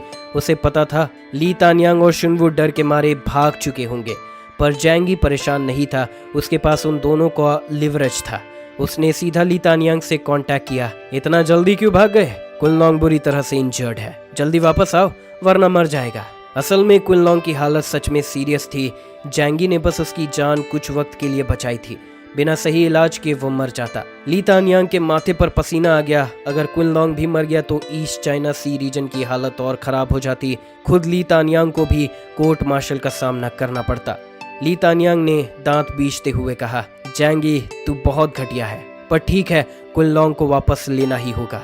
उसने शुनवू से कहा, कोऑर्डिनेट्स भेजो, उसे वापस लाते हैं। शुनवू जो 1000 मीटर अंडर वाटर था, सरफेस पर आया और जैंगी को लोकेशन दी। जैंगी खुश होकर वहां पहुंचा। शुनवू ने मुंह खोला और फ्लावर जो क्विनलिंग को लादे था बाहर निकला। जैंगी रिलैक्स्ड होकर अंदर चला गया। ली तानियांग अपने गार्ड के साथ आया। जैंगी को देखते ही उसका कॉन्फिडेंस थोड़ा डगमगा गया, क्योंकि जैंगी यानी केओस पूरी दुनिया में चलता था। वो अकेला एक पूरा शहर तबाह कर सकता था, पर ली तानियांग को लगा कि रिवरसाउथ डोमेन के लोगों को पकड़कर उसके पास भी ताकत है, इसीलिए उसने खुद को संभाला। केओस, तुमने हमें फंसाया है, इस बार तू नहीं बचेगा। रिवरसाउथ डोमेन को इसका जवाब देना पड़ेगा। उसका डायलॉग खत्म भी नहीं हुआ था कि अचानक हवा में एक जोर का स्लैप पड़ा। ली तानियांग लड़खड़ा गया। वो गुस्से से चिल्लाया, जैंगी, तूने मुझे मारा। जैंगी ने बिना बोले पिस्टल निकाल ली। सभी ऑफिसर्स के चेहरे सफेद हो गए। शुनवू का सोल भी जैंगी को रोकने आया। केओस, शांत हो जाओ। पर जैंगी ने ठंडी नजर से देखा। लड़ना है? शुनवू चुपचाप पीछे हट गया। वो जानता था इस हालात में जैंगी से भिड़ना मूर्खता होगी। ली तानियांग डर के मारे चिल्लाया, मैं ऑपरेशन का चीफ हूँ। जैंगी ने उसकी लेफ्ट नी पर गोली मारी। वो घुटनों पर गिर गया। वो संभलने की कोशिश कर ही रहा था कि दूसरे नी पर भी गोली चलाई। ली तानियांग दर्द में चिल्ला रहा था। जैंगी ने उसकी कनपट्टी पर गन रखी और बोला, ली तानियांग, तू बैटलफील्ड पर बेकार ऑर्डर्स देता रहा, जिससे कई निर्दोष मारे गए, और जानबूझकर तूने केओस पर झूठा दबाव डाला और जानबूझकर उसे मारने के लिए छोड़ दिया। बता, तुझे मारना चाहिए या नहीं? ली तानियांग की आंखें लाल हो गई। उसने सर उठाकर जैंगी को घूरा। बकवास, तुम कह दो और सब मान लें। जैंगी ने घमंड से उसकी आंखों में देखा। हाँ, मैंने कह दिया तो वही सही। ली तानियांग गुस्से से कांपने लगा। वो जानता था कि अब कुछ भी कहना बेकार था। बिना कुछ सोचे उसने कमर से गन निकालनी चाहिए, लेकिन जैंगी ने कोई हरकत नहीं की। जैसे ही ली तानियांग ने गन तानी, जैंगी ने पहले ट्रिगर दबा दिया। बुलेट सीधा ली तानियांग के माथे के बीचों बीच से निकल गई, जैसे उसके बीच एक लाल तिल बन गया हो। चारों तरफ खामोशी छा गई। ईस्ट चाइना सी रीजन के ऑफिसर्स के चेहरे पीले पड़ गए। किसी ने नहीं सोचा था कि जैंगी सच में उसे मार डालेगा। जैंगी ने गन वापस रखते हुए मासूमियत से कहा, सबने देखा, उसने पहले अटैक किया। ये सेल्फ डिफेंस था। किसी की हिम्मत नहीं हुई कुछ कहने की। अगर उसने ली तानियांग को मार दिया तो किसी और को मारना उसके लिए कोई बड़ी बात नहीं थी। जैंगी के बगल में खड़े शुनवू की स्पिरिट ने ठंडी आवाज में कहा, इस बार बड़ा गेम खेला है तूने, अब 2 बड़े डिस्ट्रिक्ट्स को कैसे समझाएगा? जैंगी ने सर टेढ़ा करके जवाब दिया, जब से तू भी एपिसलोन बना है, अब भी इतना डर डर के काम करता है। शुनवू हंस पड़ा, अब जो भी करूँ वही सही है। दोनों हंस पड़े, क्योंकि अब जैंगी जो भी करे कोई उसे गलत नहीं ठहरा सकता। अब जैंगी एपिसलोन बन चुका था और हाक्शाओ कंट्री को उसकी पावर चाहिए थी। ईस्ट चाइना सी रीजन की नाराजगी को भी रिवरसाउथ डोमेन पैसे देकर शांत कर देगा। ली तानियांग का शव किसी को याद नहीं था, बस पोस्ट की चिंता थी। शुनवू पानी के नीचे चला गया और जैंगी के रिवरसाउथ डोमेन के लोगों को इकट्ठा किया। उसे ईस्ट चाइना सी रीजन वापस जाने का कोई इरादा नहीं था। वो ये झंझट जू जंग के सर पर डालना चाहता था। वैसे भी जू जंग ने भी उस पर जिन वे को जासूसी के लिए भेजा था। अब जैंगी को सफाई देने की जरूरत नहीं थी। एंड टाइम्स का एक ही नियम है, जो स्ट्रॉन्ग है वही सही है। रिवरसाउथ डोमेन के लोग इकट्ठा हो गए। कई घायल थे, जिसमें शिन भी शामिल थी जो बेहोश थी। बाकी लोगों की आंखों में अब इशराया और श्रद्धा थी। जैंगी के ट्रिक से कुछ लोग नाराज भी थे, पर अब उसकी ताकत के आगे सर झुकाना पड़ा। जैंगी ने शानवू को हाक्शाओ की बॉर्डर्स पर छोड़ा और फिर अपना डायमेंशनल डोर खोला। उसने एक जायंट आइस ब्रेकिंग शिप निकाली और सबको उसमें चढ़ाया। गुड बाय एवरीवन, जैंगी ने मुस्कुरा कर कहा। शुनवू भी मुस्कुराया। अच्छा है कि 2 एपिसलोन कभी आमने सामने ना आए। जैंगी ने गंभीरता से सर हिलाया। इसके बाद शिप हेवनली सी सिटी की तरफ बढ़ती चली गई। अब सब जैंगी का रिस्पेक्ट कर रहे थे, क्योंकि सर्वाइवल के इस युग में ताकत ही सब कुछ थी। लेकिन डैंग शेंगतोंग और लिंगू फेशुए अब संतुष्ट नहीं थे। डेक पर जब ठंडी समुद्री हवा जैंगी के यूनिफॉर्म से टकरा रही थी, वो दोनों पास आए। डैंग शेंगतोंग ने मजाक में कहा, यार तुझे तो जीतते देखना सरप्राइज था, पर अगर पहले बता देता कि तू एपिसलोन बन गया है तो इतने लोग ना मरते। जैंगी ने ठंडे अंदाज में जवाब दिया, अगर बता देता तो तुम लोग एक्टिंग कर पाते। डैंग हंसते हुए सर पकड़ लेता है। लिंगू फेशुए का गुस्सा ज्यादा था। वो जैंगी के सामने आकर बोली, हम तुम्हारे कॉमरेड्स हैं, दुश्मन नहीं। कम से कम मिशन पर तो हमारी जान की वैल्यू समझो। जैंगी चुप रहा, बस समुद्र की तरफ देखता रहा। समुद्र से आती ठंडी हवा उसकी यूनिफॉर्म से टकरा रही थी। फिर उसने धीरे से कहा, असल में ये सब मायने नहीं रखता, और वो चुपचाप वहां से चला गया, क्योंकि उसे किसी को कुछ समझाने की जरूरत नहीं थी। सब अपनी अपनी नजर से सही है, लेकिन आखिर में जो ताकतवर है वही सही होता है। यही एंड टाइम्स का नियम है। जैंगी को इस बात की कोई परवाह नहीं थी कि लोग उसके फैसले के बारे में क्या सोचते हैं। जब उसने अकेले गॉड सोर्स हासिल करने और ईस्ट चाइना सी रीजन और कोलंबियन फ्लीट को फंसाने का प्लान बनाया, तब उसे नतीजे का अंदाजा था। वैसे भी उसे जो चाहिए था वो मिल चुका था। उसने जिंगवे से फ्लावर और लेले को सौंपने को कहा। जिंगवे ने दोनों को शैडो स्पेस से फ्री कर दिया। जाइंट चिंचला थी अभी एनेस्थीसिया के असर में बेसुध लेले के पीठ पर लेटा था। जिंगवे बाहर निकली। जैंगी ने ज्यादा कुछ बोले बिना फ्लावर और लेले को बुलाया और जाने लगा। पीछे से जिंगवे ने चिल्लाया, जैंगी। जैंगी पलटा और बोला, work time code name use करो।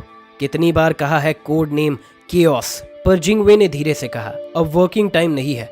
अच्छा बताओ फिर क्या बात है। जिंगवे ने हिम्मत जुटाकर कहा, क्या मैं तुम्हारे साथ चल सकती हूँ। जैंगी हैरान हुआ, मेरे साथ? तुम तो जू जंग के आदमी हो ना।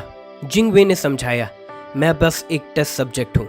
मेरा असली मकसद था जू यू को परफेक्ट बनाना। मेरी एबिलिटी किसी के सपोर्ट के बिना अधूरी है।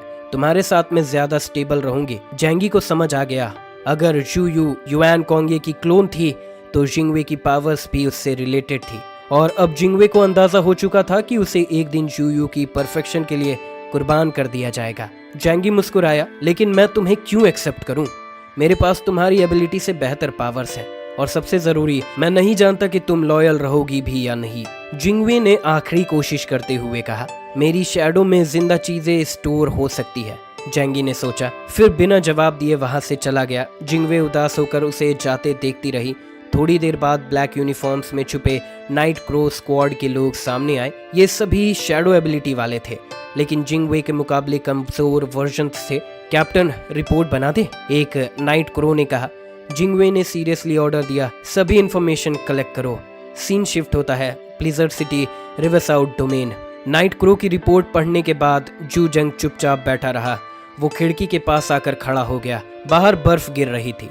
पूरा शहर बर्फ से ढका था। हवा में सिर्फ व्हाइट स्नोफ्लेक्स उड़ रहे थे। मेरी जिंदगी पतली बर्फ पर चलने जैसी है। क्या मैं उस पार पहुंच पाऊंगा? साइड में खड़ा लैन शिंगचैंग कुछ कहना चाहता था पर चुप रहा। हाल की घटनाओं ने जू जंग को थका दिया था। मैंने सब कुछ कैलकुलेट किया था, फिर भी जैंगी को अंडर एस्टिमेट कर बैठा। अब उसे खुश रखना पड़ेगा। जू जंग ने आदेश दिए, गोदाम से जरूरत का सामान अलग करो और बाकी जैंगी को दे दो, साथ में वेपन्स और इक्विपमेंट्स भी। उसका दोस्त शू यहाँ अक्सर आता है। ध्यान रखो किस टेक्नीशियन से उसकी जान पहचान है, उसे रिजर्व कर लो। जू जंग ने जैंगी के लिए बहुत कुछ तय किया, क्योंकि उसे पता था अगर जैंगी नाराज होकर चला गया तो रिवरसाउथ डोमेन के पास कोई भी एपिसलोन लेवल का म्यूटेंट नहीं रहेगा। बाकी सारे डिस्ट्रिक्ट ऐसे टैलेंट के लिए तरस रहे थे। लैंग शिंगचैंग ने हिचकिचाते हुए कहा, जू जंग, क्या ये सब देना ज्यादा नहीं हो गया? जू जंग ने जवाब दिया, हम रिवरसाउथ डोमेन के लोग साल भर रिलैक्स थे। अब हालात बदल रहे हैं। हमें हाई लेवल इनह्यूमंस की सख्त जरूरत है, और अगर उसे रोकना है तो कुछ तो कुर्बानी देनी पड़ेगी। उसने दूर बर्फ से ढके शहर की दीवारों को देखा, जो बाहर से मजबूत लगती थी, पर एक डेल्टा लेवल स्पेस म्यूटेंट उसे मिनटों में तोड़ सकता था। जैंगी का जहाज हेवनली सी सिटी पहुंच गया और एमराल्ड वाटर साइड बेस पर उतरा। शहर अब भी पहले जैसा ही था। चेन जुगान कुछ लोगों को लेकर स्वागत के लिए आ गया।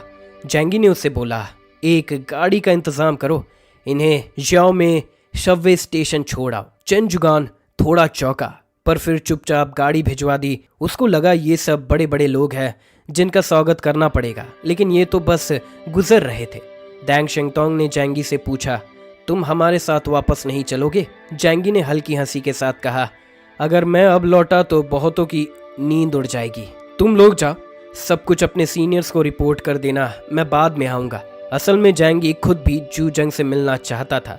उसकी जिंगवे को चुपचाप निगरानी पर भेजने की बात करनी थी। डैंग शेंगतोंग ने गंभीरता से जैंगी के कंधे पर हाथ रखा और कहा, जैंगी, चाहे तुम कोई भी फैसला लो, मैं तुम्हारे साथ हूँ। जैंगी ने मजाकिया अंदाज में पूछा, तुम डैंग फैमिली की तरफ से बोल रहे हो? डैंग हंस पड़ा, शायद हाँ। जैंगी समझ गया, डैंग फैमिली को जैंगी की ताकत चाहिए थी।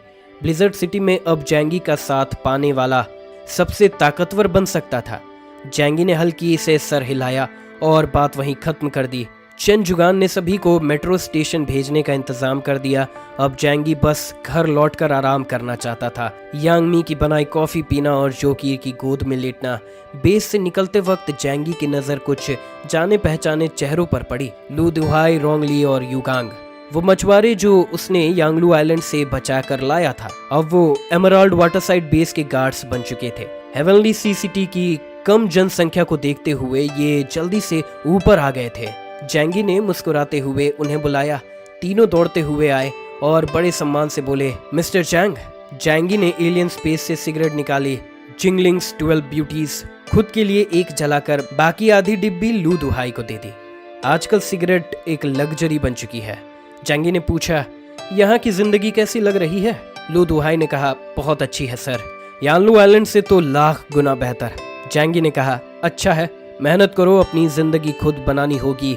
ये कहकर वो डायमेंशनल डोर खोलकर जाने लगा। तभी पीछे से आवाज आई, मिस्टर जैंग, 1 मिनट रुको। लू दुहाई भागते हुए आया और बोला, सर, मैंने भी सुपर पावर हासिल कर ली है। जैंगी ने चौंक कर पूछा, सच में? कैसे हुआ? लू दुहाई ने बताया, एक दिन पोर्ट पर काम करते हुए मुझे लगा जैसे पूरी दुनिया सफेद हो गई हो। फिर मेरे खून में कभी आग जैसी गर्मी, कभी बर्फ जैसी ठंडक दौड़ी। मैं बेहोश हो गया और जब होश आया तो मेरा शरीर बदल चुका था। जैंगी ने ध्यान से लू दुहाई की बात सुनी, एक भी शब्द मिस नहीं किया। ये पहली बार था जब उसने लू दुहाई के म्यूटेशन प्रोसेस के बारे में सुना, बाकी लोगों से एकदम अलग। शायद ये म्यूटेशन का कोई नया तरीका था। जैंगी ने कहा, चलो दिखाओ अब तुम क्या कर सकते हो। लू दुहाई ने अपनी बाहें चढ़ाई और हथेलियां फैलाई। हल्का सा जोर लगाते ही उसकी स्किन सी वीड जैसी डार्क ग्रीन हो गई। हाथों पर बारीक स्केल्स आ गए और उंगलियों के बीच मेंढक जैसी झिल्लियां दिखने लगी। अचानक उसके फोरआर्म से एक रिवर्स बोन ब्लेड निकला जो बहुत ठंडा और डरावना लग रहा था। जैंगी बुदबुदाया, ऑर्क टाइप या ओशन टाइप, ये तुम्हारे लिए परफेक्ट है।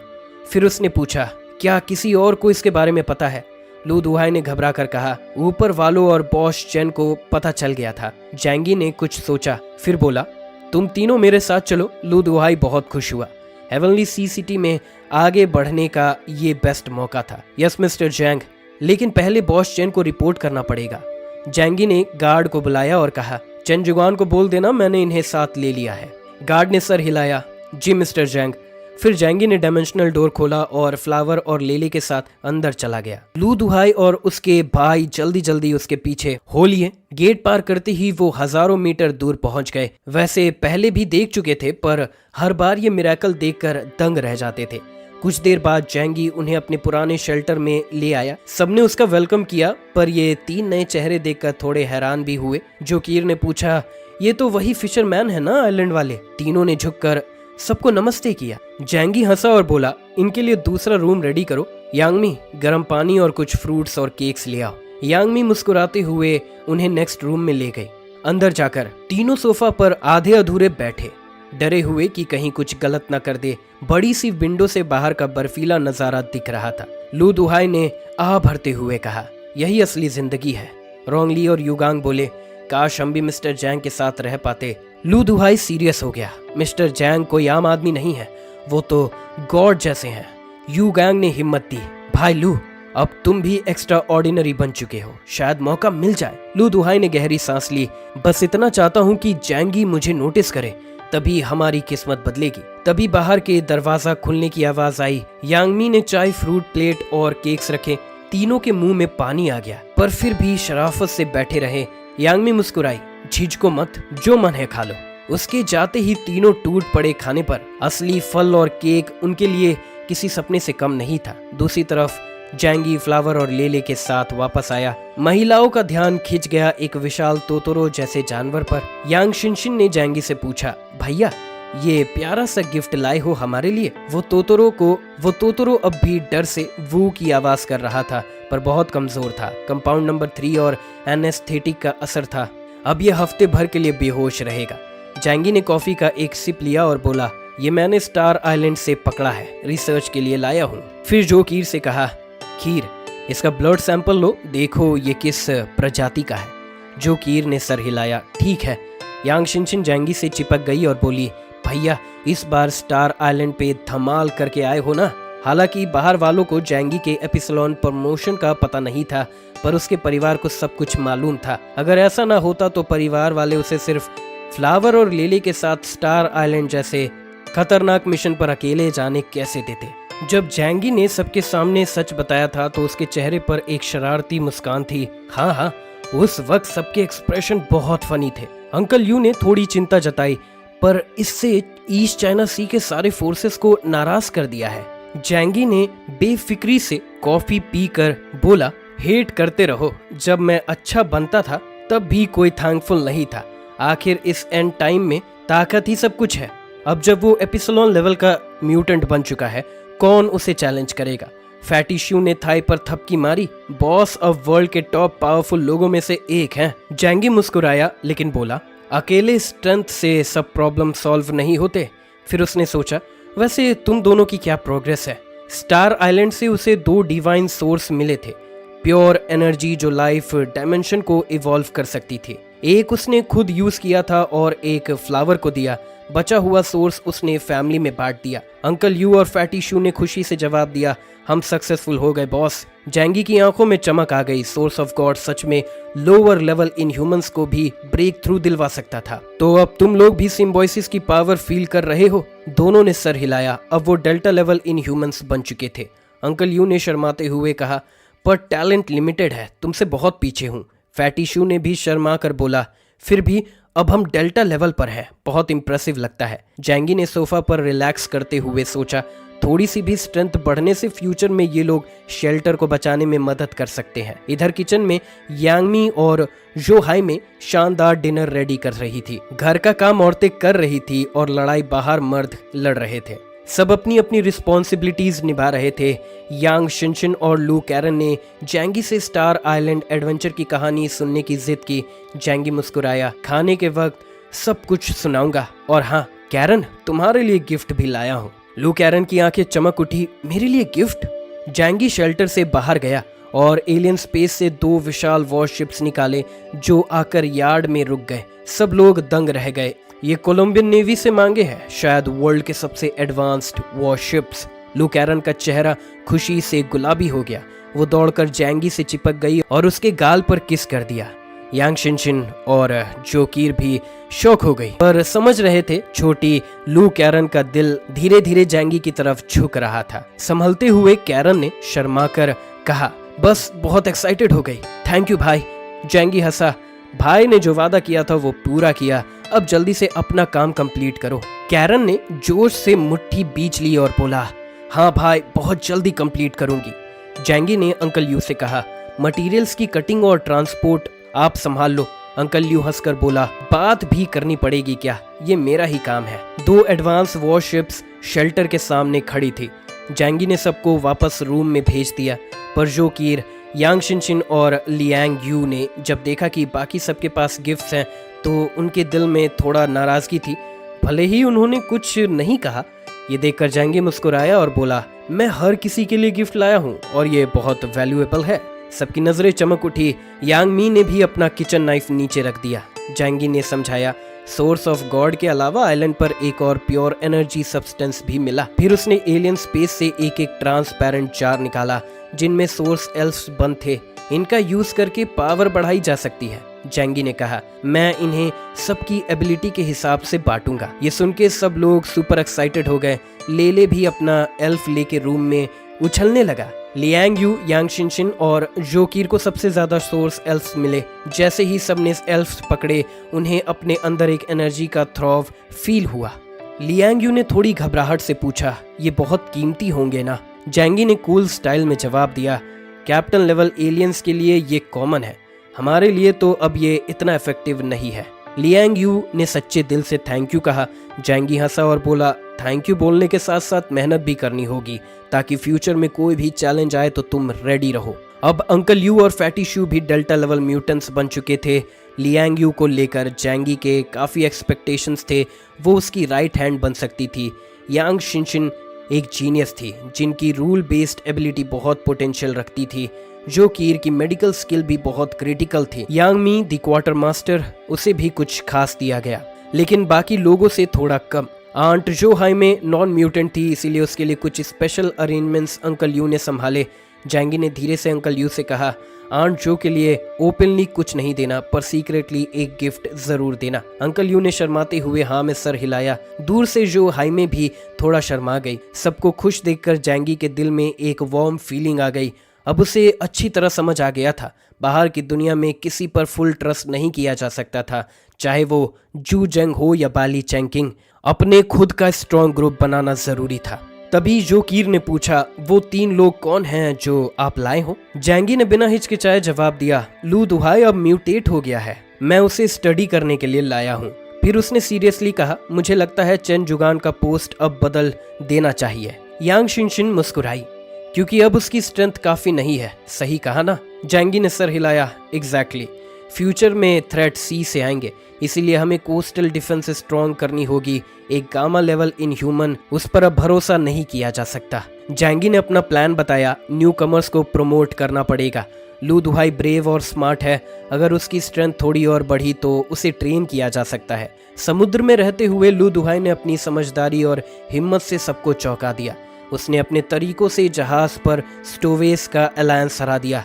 ऐसा इंसान अगर पावर में आए तो लीडर बनना उसके लिए कोई बड़ी बात नहीं। जैंगी उसे बहुत एडमायर करता था और मानता था, अगर टैलेंट है तो प्रमोट किया जा सकता है। फैटी शू ने पेट पकड़ते हुए कहा, लेकिन क्या इस पर ट्रस्ट किया जा सकता है? जैंगी हंसा और बोला, स्मार्ट लोग कंट्रोल करना आसान नहीं होता, पर अगर मैं स्ट्रांग रहा तो लॉयल्टी बनी रहेगी। उसके लिए लॉयल्टी सिर्फ फायदे के बदले वाला डेडिकेशन थी। फैटी शू शर्माते हुए बोला, बॉस आप तो बहुत दूर की सोचते हो। जैंगी ने कहा, अब तू भी डेल्टा लेवल इनह्यूमन है, बेस मैनेज करना चाहेगा? फैटी शू का पसीना छूट गया। नहीं बॉस, मैं तो बस मस्त हूँ खाने पीने और वीडियो गेम्स खेलने में। जैंगी ने लंबी सांस ली। कभी कभी उसे फैटी शू की बेफिक्री पे जलन होती थी। ब्लिजर्ड सिटी जाकर मसाज भी करवा लेना, उसने ताना मारा। फैटी शू ने झपते हुए कहा, विल पावर की ट्रेनिंग कर रहा था बॉस। जैंगी ने बात आगे नहीं बढ़ाई। सब समझते थे मर्दों की दुनिया में कुछ बातें अनसेड रहती है। जैंगी हंसा और बोला, फिर किसी दिन लड़की से दिल लग जाए तो ले आना, तेरे लिए अलग हाउस बनवा दूंगा। फैटी शू सीधा हो गया, नहीं बॉस, मैं डिसाइड कर चुका हूँ, कोई गर्लफ्रेंड नहीं बनाऊंगा। फिर फिलॉसफी झाड़ते हुए बोला, अगर गर्लफ्रेंड बनाओ तो एक ही मिलेगी, नहीं बनाओ तो जितनी मर्जी दोस्ती हो सकती है। सब लोग उसकी लॉजिक सुन के हक्के बक्के रह गए। जैंगी ने सर हिलाते हुए कहा, बिल्कुल सही सोच है। शू ली से चोट खाने के बाद फैटी शू अब प्यार से तौबा कर चुका था। तभी जैंगी ने सोचा, लू दुहाई और उसके साथियों को ज्यादा वेट कराना सही नहीं है। मैं अब एक स्टेटस वाला इंसान हूँ, लिहाज जरूरी है। वो उठकर एक रूम में गया। देखा तीनों लोग इस तरह खा रहे थे जैसे सालों से भूखे हो। कपड़े और बाल बिखरे हुए थे। जैंगी मुस्कुराया। तीनों तुरंत खड़े हो गए। Mister Zhang, thank you. बैठो, जैंगी ने कहा और यांग मी को और खाना लाने भेज दिया। तीनों सोफा पर सिकुड़ के बैठे थे। आंखों में डर भी था और उम्मीद भी। अगर लू दुहाई की उम्र थोड़ी कम होती तो शायद घुटनों के बल बैठकर कहता, मिस्टर जैंग मुझे गोद ले लो। जैंगी ने पूछा, सिर्फ लू दुहाई ने सुपर पावर्स अवेकन किया है? रोंगली और युगांग ने शर्म से सर झुका दिया। जैंगी ने सर हिलाया। फिर उसने एक डायमेंशनल डोर खोला और एक एलियन की बॉडी निकाली। वो एलियन सीला टीम का मेंबर था। पावर लेवल 5000 प्लस था। लेकिन जैंगी की आदत थी बैटल फील्ड क्लीन करना। वो बॉडी उठा लाया था। इसका सर छू के देखो, जैंगी ने कहा। लू दुहाई बिना सवाल किए हाथ रख दिया। एक गर्म करंट उसके शरीर में दौड़ गया। थकान गायब, ताकत भर गई। जैंगी ने संतोष से कहा, तेरी किस्मत अच्छी है। लू दुहाई को तुरंत समझ आ गया, ये एक मौका था जो मिस्टर जैंग ने दिया था। वो तुरंत